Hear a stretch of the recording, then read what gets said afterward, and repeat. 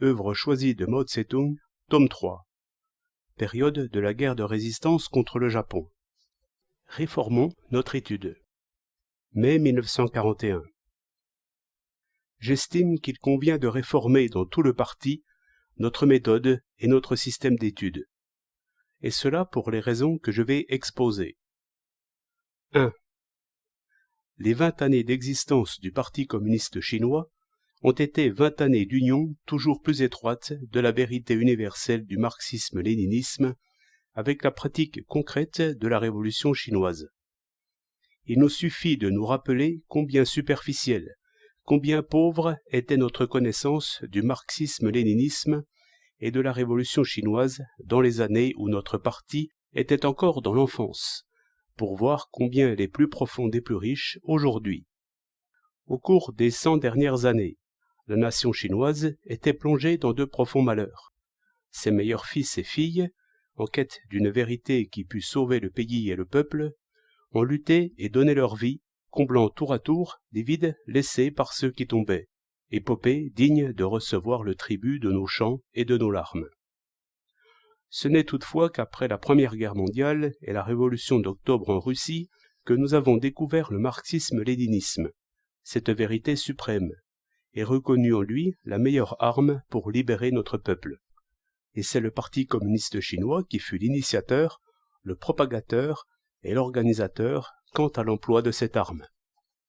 Dès que la vérité universelle du marxisme-léninisme fut liée à la pratique concrète de la révolution chinoise, celle-ci prit un tour entièrement nouveau.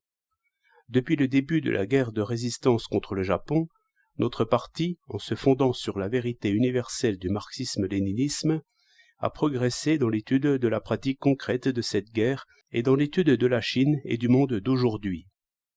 De plus, les premiers pas ont été faits dans l'étude de l'histoire de la Chine. Ce sont là de très bons signes. 2. Cependant, nous avons encore des insuffisances, et même de très grandes.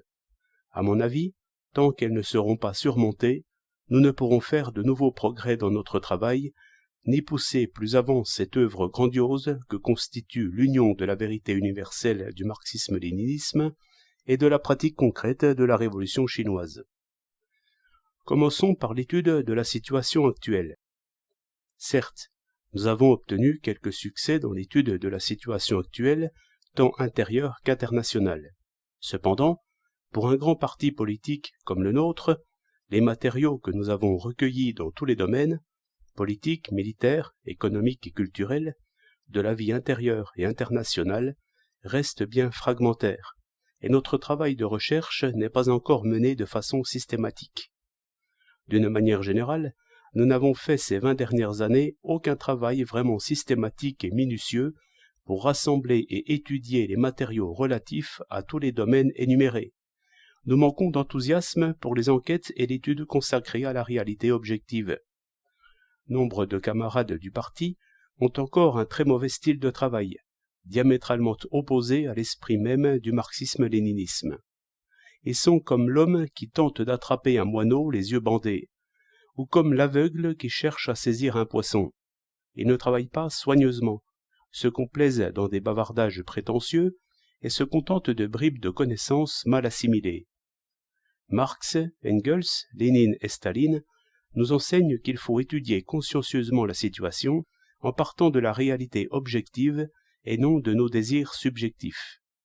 Et pourtant, nombre de nos camarades agissent directement à l'encontre de cette vérité. Passons à l'étude de l'histoire. Un petit nombre de membres et de sympathisants de notre parti ont entrepris cette étude, mais leur recherche n'était pas organisée.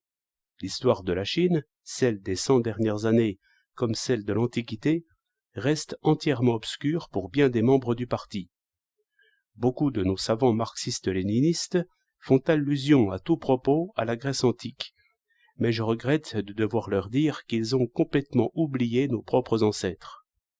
L'enthousiasme fait encore défaut chez nous, que ce soit pour une étude sérieuse de la situation actuelle ou pour une étude sérieuse de l'histoire. Passons enfin à l'étude de l'expérience révolutionnaire internationale, à l'étude de la vérité universelle du marxisme-léninisme. Il semble que beaucoup de camarades étudient le marxisme-léninisme non pour les besoins de la pratique révolutionnaire, mais simplement pour l'étude elle-même. Aussi n'arrivent-ils pas à digérer ce qu'ils ont lu. Ils ne savent qu'emprunter des phrases et des mots isolés aux œuvres de Marx, Engels, Lénine, Staline, et ils sont incapables d'adopter la position, le point de vue et la méthode de ces derniers pour étudier d'une manière concrète la situation présente et l'histoire de la Chine, analyser concrètement les problèmes de la révolution chinoise et les résoudre. Une telle attitude à l'égard du marxisme-léninisme est extrêmement nuisible, en particulier chez les cadres des échelons moyens et supérieurs. Les 3 points que j'ai mentionnés plus haut, négligence de l'étude de la situation actuelle, négligence de l'étude de l'histoire, négligence de l'application pratique du marxisme-léninisme, traduisent un très mauvais style de travail qui, en se répandant, a exercé une influence pernicieuse sur nombre de nos camarades. Et de fait, il existe actuellement dans nos rangs beaucoup de camarades que ce style de travail a fourvoyé. On se refuse à procéder systématiquement et minutieusement à des enquêtes et à des études concernant la situation concrète à l'intérieur et à l'extérieur du pays, de la province, du district et de l'arrondissement, et on donne des ordres en se fondant exclusivement sur des bribes de connaissances mal assimilées, sur des intuitions personnelles. Ce style subjectiviste de travail n'existe-t-il pas encore chez beaucoup de nos camarades? On ignore absolument l'histoire de son pays ou on la connaît très mal, et, au lieu d'avoir honte de cette ignorance, on s'en fait un titre de gloire. Ce qui est plus grave, c'est que très peu de camarades connaissent réellement l'histoire du Parti communiste chinois et l'histoire de la Chine des 100 dernières années, depuis la guerre de l'opium. Personne, pour ainsi dire, ne s'est occupé sérieusement de l'histoire économique, politique, militaire ou culturelle de la Chine des 100 dernières années. Ignorant de ce qui nous est propre, certains ne peuvent alors que raconter des histoires sur la Grèce antique et d'autres pays. Et même là, il s'agit de connaissances pitoyables qu'ils ont été ramassées au hasard dans le fatras des vieux ouvrages étrangers bons à mettre au panier. Au cours des dernières décennies, beaucoup de ceux qui ont fait leurs études à l'étranger ont souffert de cette maladie. À leur retour d'Europe, d'Amérique ou du Japon, ils ne savent que débiter ce qu'ils ont avalé tout cru à l'étranger.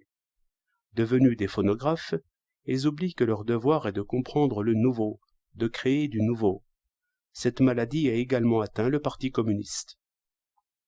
Nous étudions le marxisme, mais la méthode employée par beaucoup d'entre nous va directement à l'encontre du marxisme.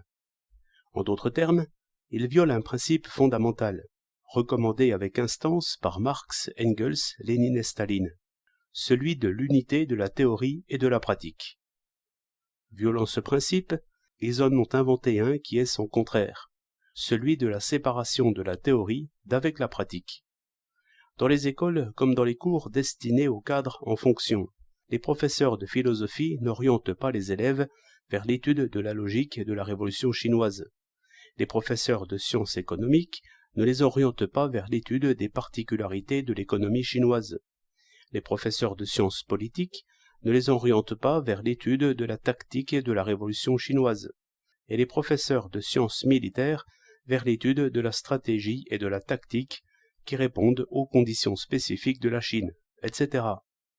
Il en résulte que des erreurs se répandent et que beaucoup de mal est ainsi fait. Ce qu'on a appris à Yunnan, on ne sait pas l'appliquer à Fujian. Si un professeur de sciences économiques est incapable d'expliquer ce que sont le Pian-Pi et le Fa-Pi, il est évident que son élève ne saura pas davantage le faire. Cela a engendré un état d'esprit anormal chez beaucoup d'élèves.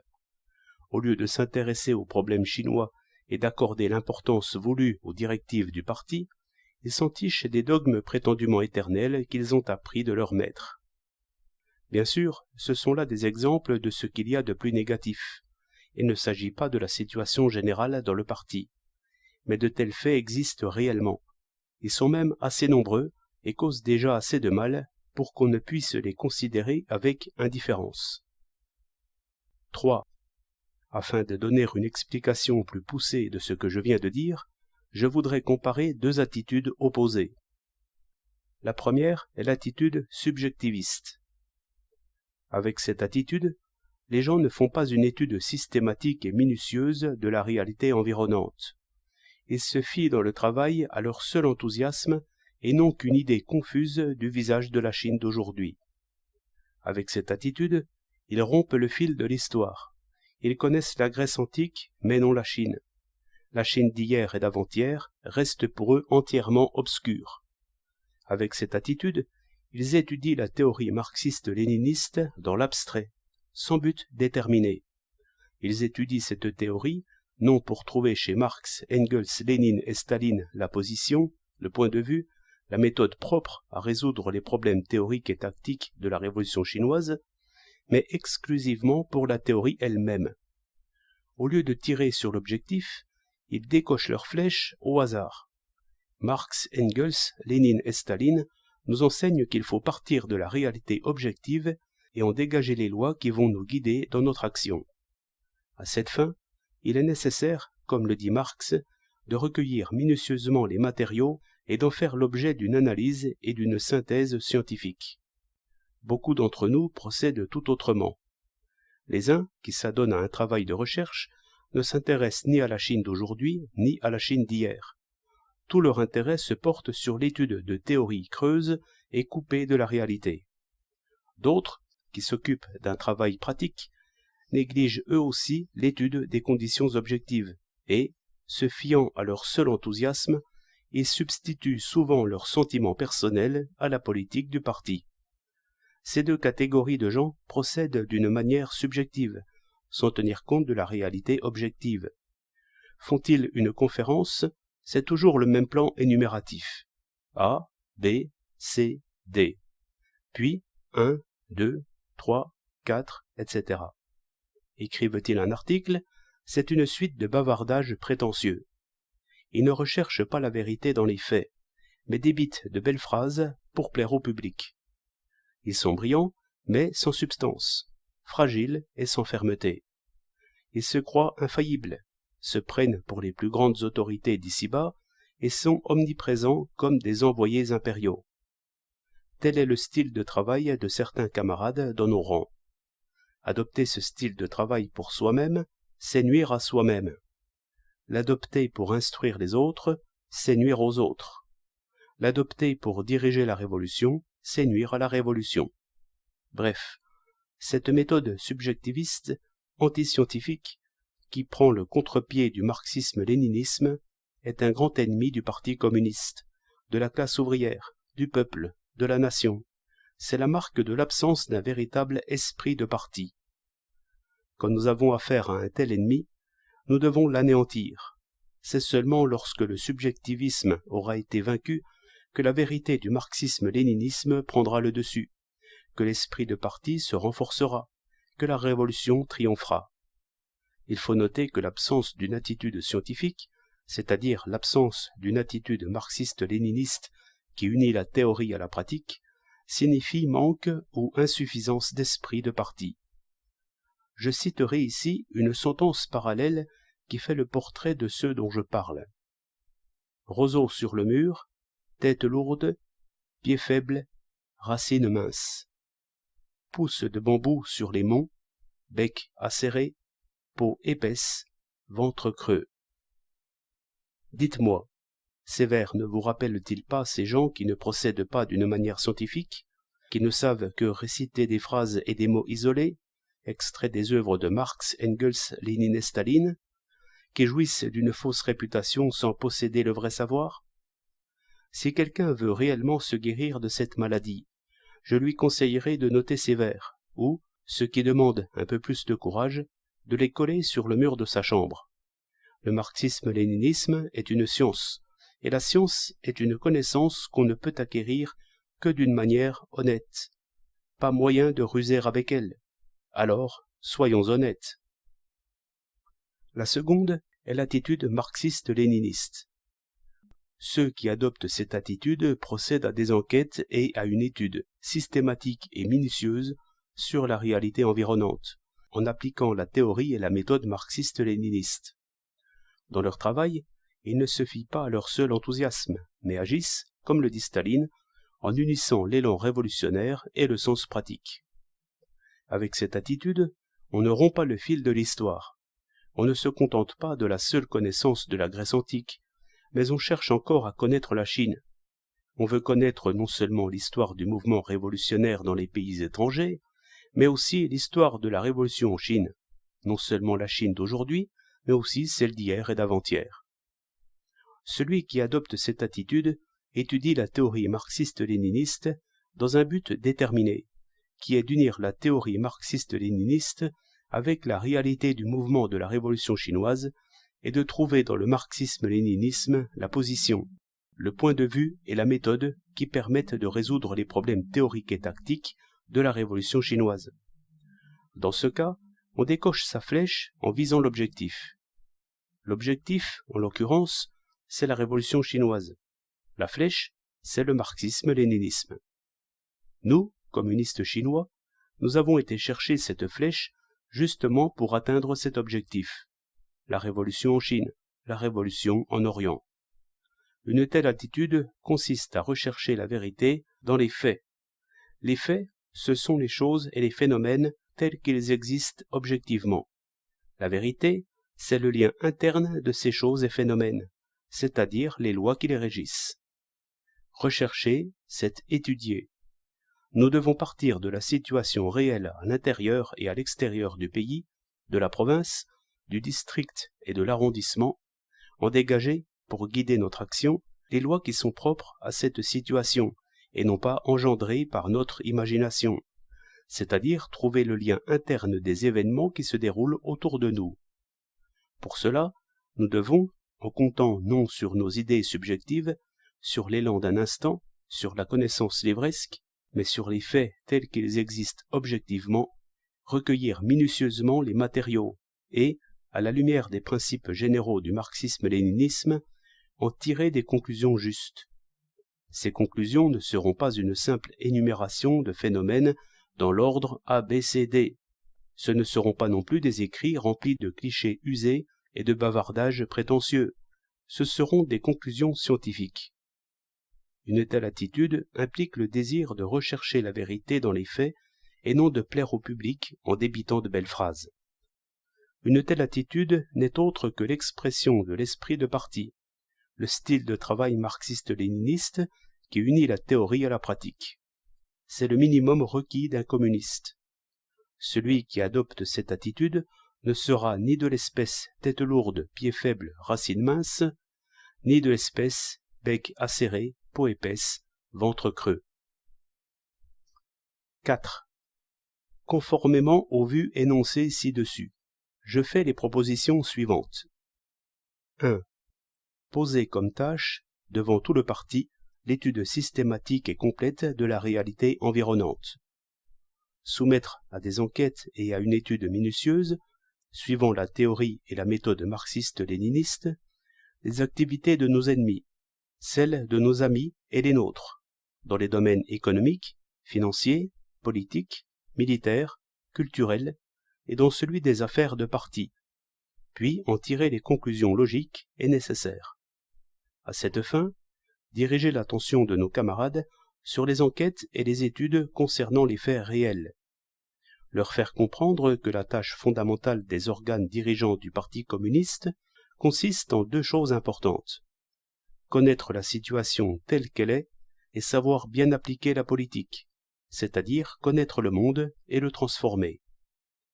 Nos camarades doivent comprendre que celui qui n'a pas fait d'enquête n'a pas droit à la parole, que les bavardages prétentieux, débités à tort et à travers, la simple énumération des phénomènes dans l'ordre numérique 1, 2, 3, 4, ne servent à rien. Prenons par exemple le travail de propagande.